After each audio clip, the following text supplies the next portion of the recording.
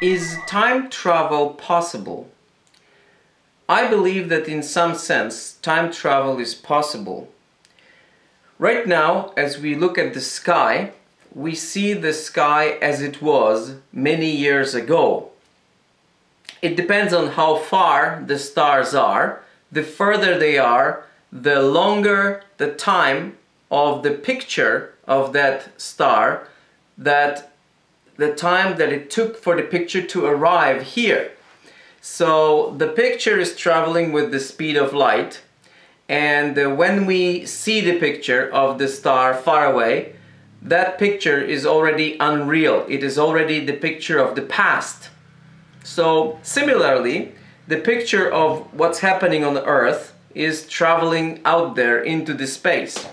Perhaps one day, of course, other beings, other creatures that are intelligent creatures and are able to observe our planet from far away with a very powerful telescope, they are perhaps able to see right now what was 65 million years ago happening on Earth, and they are watching the dinosaurs. So in a sense they are traveling in time. Perhaps one day we will be able to catch on with this kind of technology and observe even ourselves as the picture that was emitted long ago.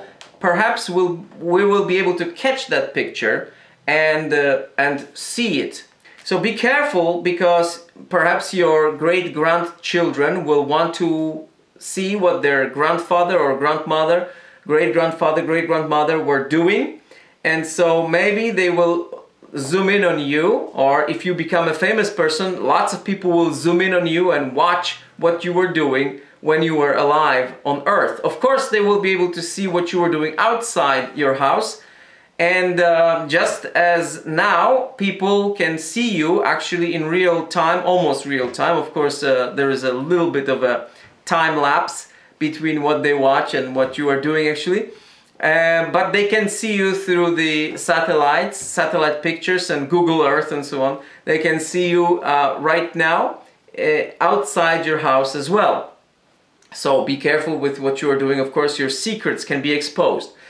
Outside of your house. Inside of your house, when you are covered by the roof, you are perhaps living in secrecy, but perhaps this secrecy can also be broken, because we can perhaps also travel in time in the sense of accessing our memory bank. I believe that everything that we experience, is stored in the memory bank, and some people maintain that before you die, this memory flashes through your mind and you experience everything that you had done or experienced in this life, you experience again before you die.